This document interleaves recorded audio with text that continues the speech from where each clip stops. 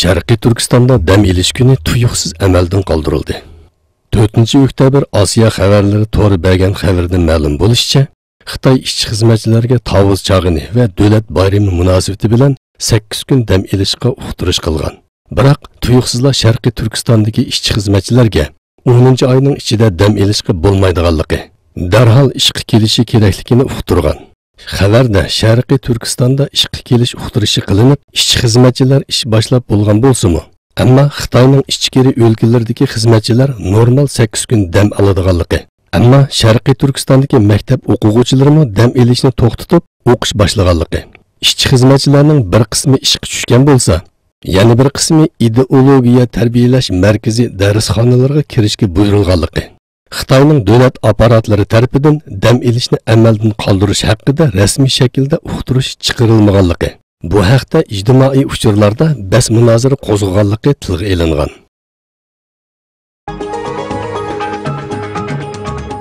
Chet elga chiqqan Uyg'urlar pushaymon so'zi qilishga majburlandi.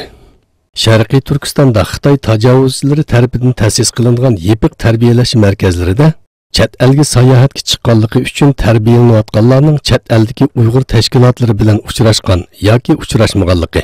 Bu haqda so'roqlar va tanqidlar qilingandan keyin chet elga chiqqaniga pushaymon bayonoti yozadiganligi va pushaymonini qanoatlanarli ifodalamasa, qo'yib etilmay uzoq mazgil tarbiyalanadiganligi yoki jazolanadiganligi. Hatto Sharqiy Turkistonning ba'zi rayonlarida chet elga chiqqanlar emas, balki pasportga iltimos qilgan va pasportiga viza qo'ydirganligi uchun so'roqqa tortilganligi oshkorlangan. Turkiya Falastin hukumatini qo'llaydiganligini bildirdi.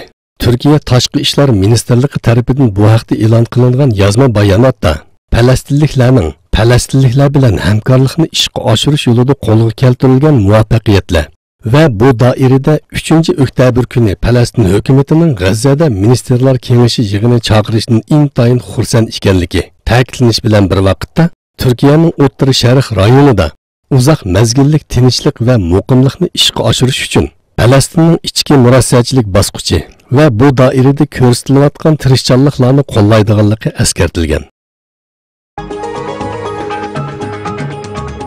Angliyada musulmon bir oila uchirgan hujum to'g'riliq tekshirish boshlandi. Angliya taratqularning xabar qilishicha, bir musulmon oila turayotgan uyning darizasiga xish etilgan bo'lib, xish oila a'zolarining birining beshiga takkili tas qolgan. Keyinda xish chiqayotgan darizadan cho'shqining beshi etilgan. Shohidlarning bildirishicha, bu hujumni taxminan 18 yoshli yuzi niqobliq bir zo'ravon ilib borgan hamda voqeadan keyin mashinasiga o'ltirib qochib ketgan.